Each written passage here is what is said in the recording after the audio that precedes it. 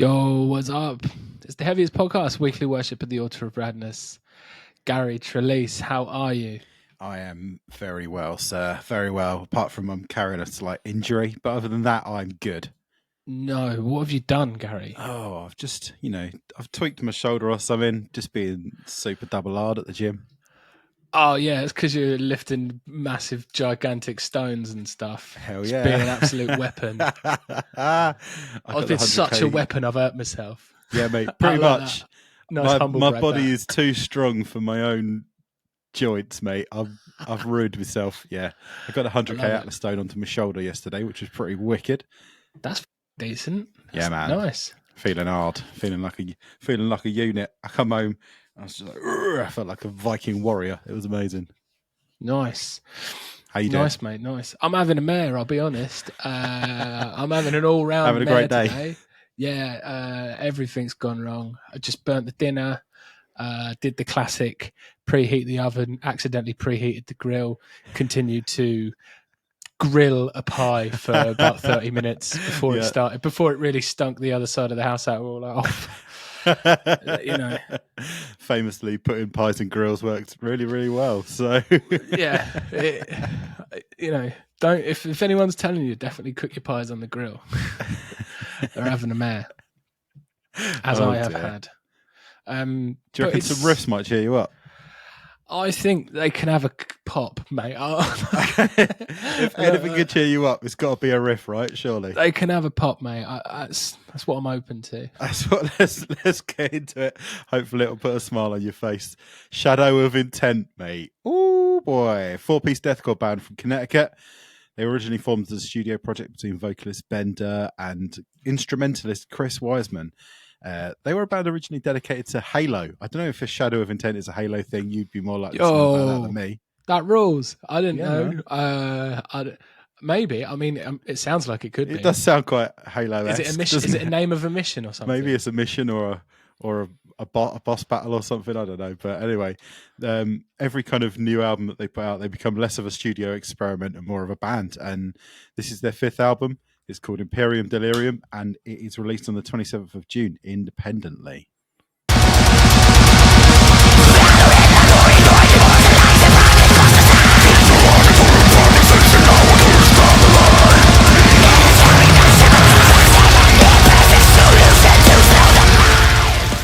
So, yeah, they're a band we've had on our radar. Hang on, did you just say this is released independently? Yeah, man.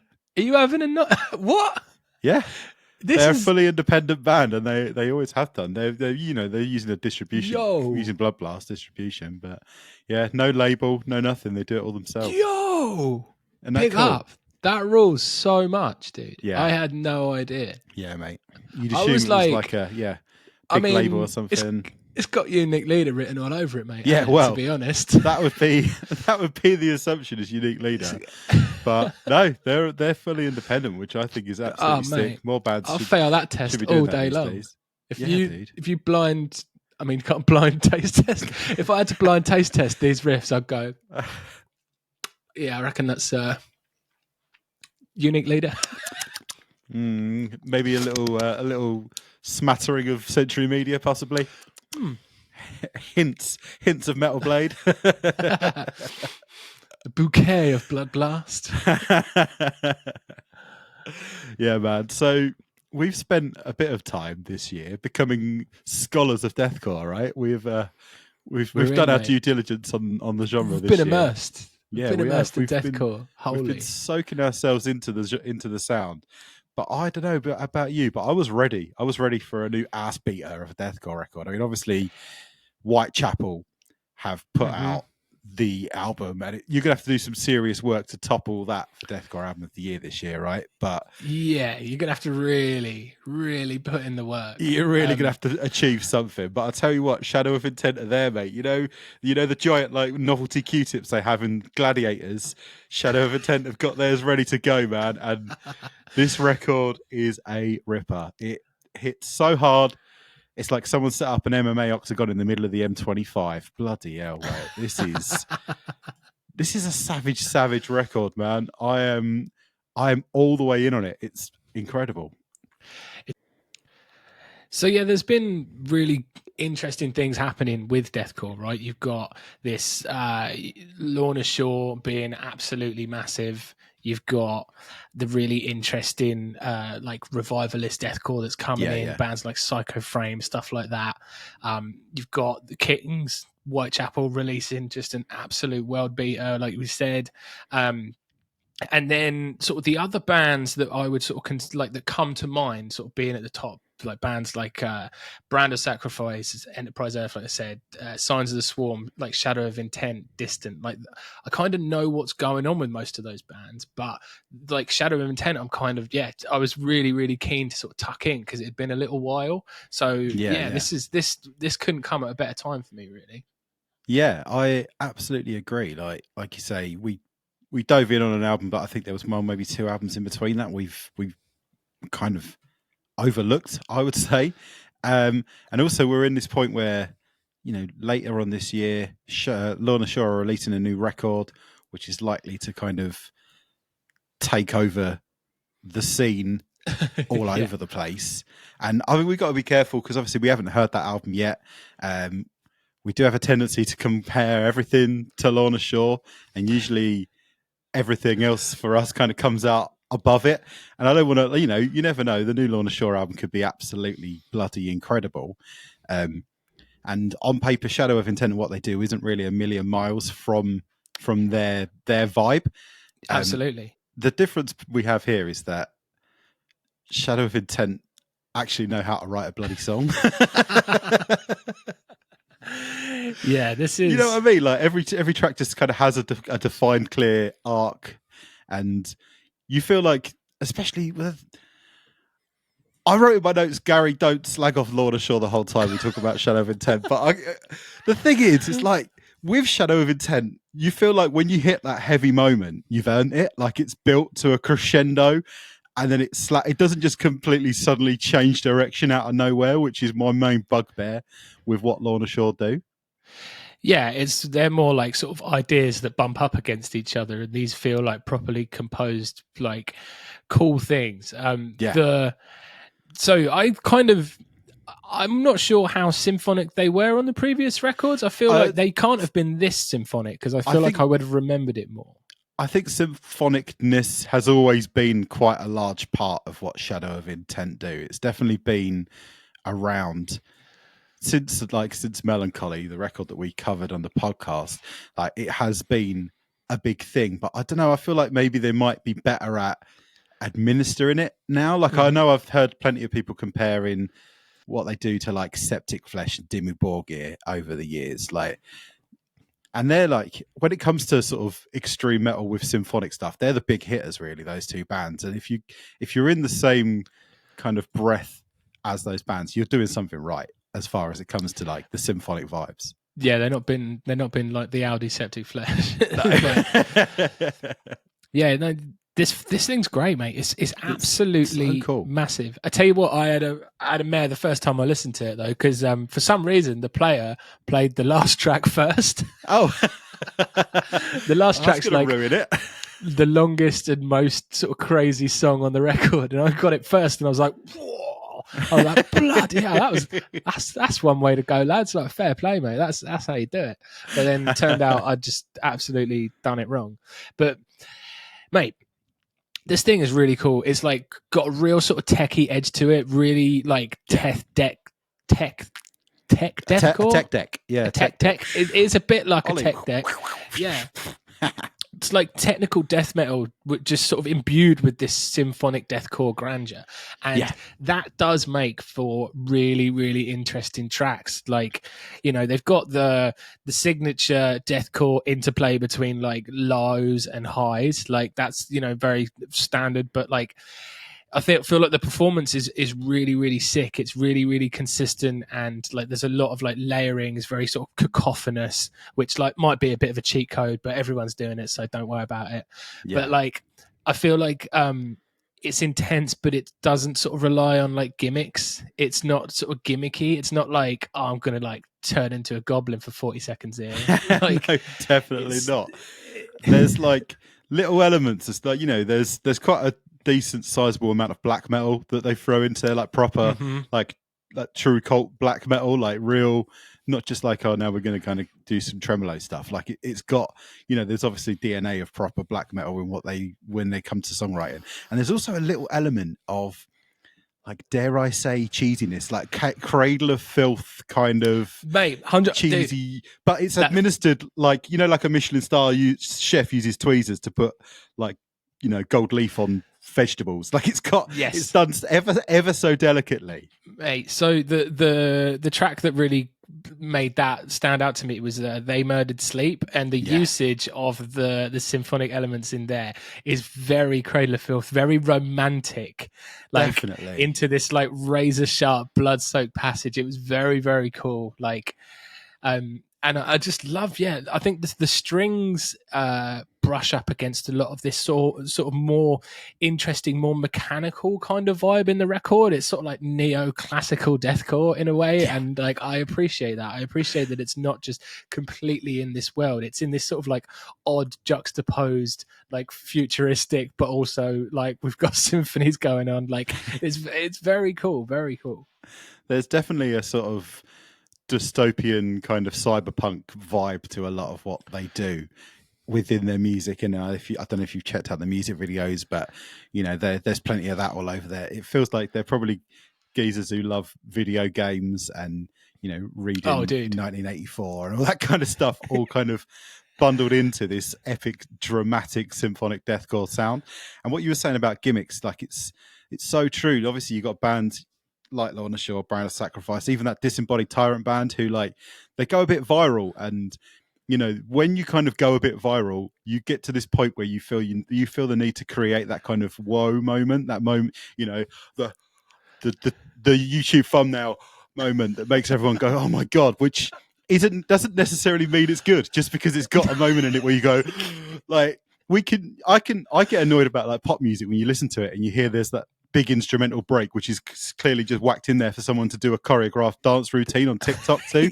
And it winds me up. And the fact that it's like happening a lot more in metal is really starting to bug me a bit. And I feel like Shadow of Intent are kind of the perfect antidote to that kind of vibe, because they're not just reliant on these random dramatic moments to create impact. Like they kind of feel like old souls to me in the way that they can write a song with a good, a big chorus moment, a big fat breakdown, and it flows and it makes sense, and it's not just kind of constructed to get likes. It's constructed to sound like a sick song.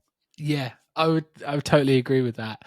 I think it's important for anybody that is sort of feeling a bit, if you're reading like a band's bio and you read the word symphonic deathcore, if you're at this moment, like I am a little bit, was a bit like, is it, like, just because of the non-assurification of everything. But like, I feel like you really should give this a go, because I think it's really sort of demonstrating how to do that sound in a really brilliant way that's like makes something sort of earn its insanity. Like it doesn't just like randomly flip-flop around. It is like these these constructed brilliant sort of crescendos that come about after meticulous like sort of creative brilliance. It's absolutely sick, man.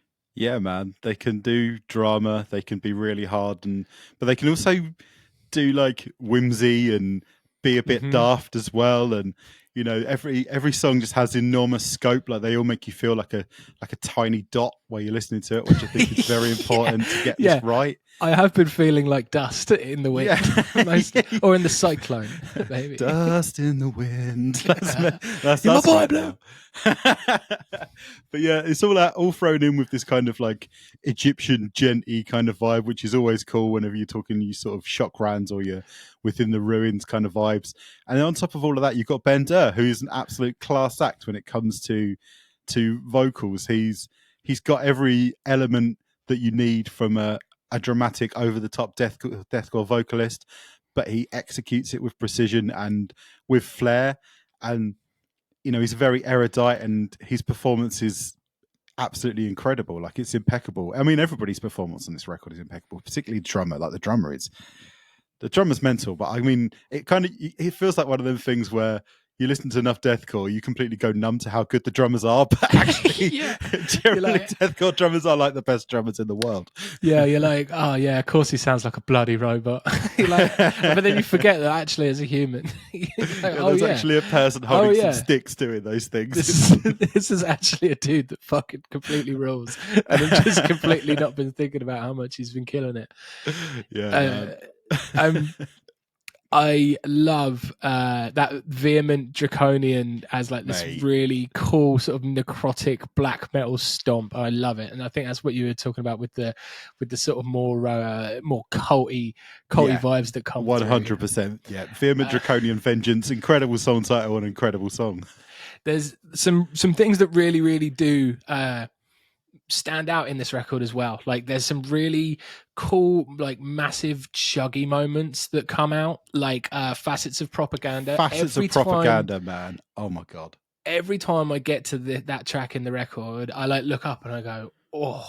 Yeah, like me too. Every time. It's such a banger of a moment, and you kind of get lost in the symphonic craze, just all the, the glistening and the veils and the silk or whatever, yeah, like the mystical like female vocals and all that kind of all the drama of it, and then you just get this big bouncy chug and you go, oh bloody hell. And it's such a riff. That riff is like a can of Coke in the desert, mate. It's absolutely banging.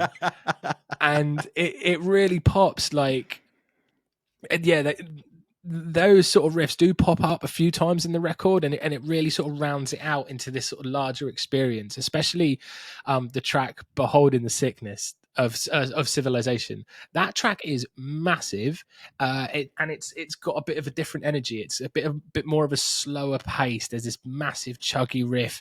It's a bit different. It's got a little bit different flavor. It just, you really need that in an album like this, like an album that's trying to effectively, I'm trying to win myself back over on the symphonic deathcore sound, and having these extra little bits in there, and it's not all just the same, really like rounds this out and makes it a sick record. They definitely are doing the work when it comes to that, of just that track, like when you get that sort of Fit for an Autopsy kind of style chorus that comes in, it's really strong. It's probably like the most anthemic track. I mean, in an album of very anthemic tracks, it's probably the most anthemic track. Yeah. And then on top of that, you've also got like Apocalypse Canvas, where which is so sick. You could like, that's just as likely to start a conga line as it is a mosh pit. That song, isn't it? It's like, bro, it's so good.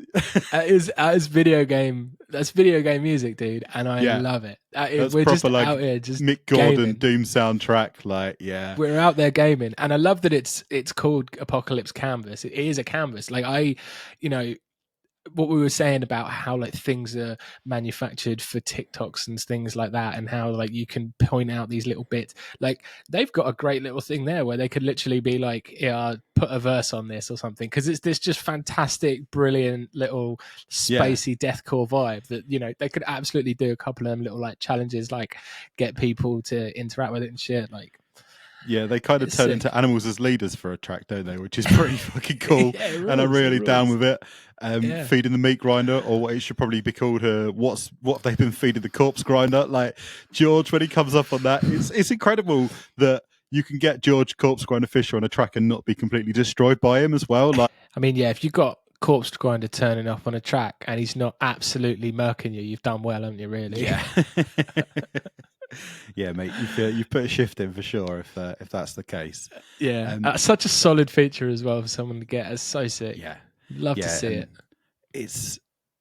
I don't know if sometimes you feel like the deathcore scene doesn't necessarily respect the old guard as much as it should do, and just doing that, just kind of, it's just a nod. It's just like, yes, we respect you, and you rule, and we wouldn't be here without you. And it's nice to see. It's nice to hear. Yeah, absolutely.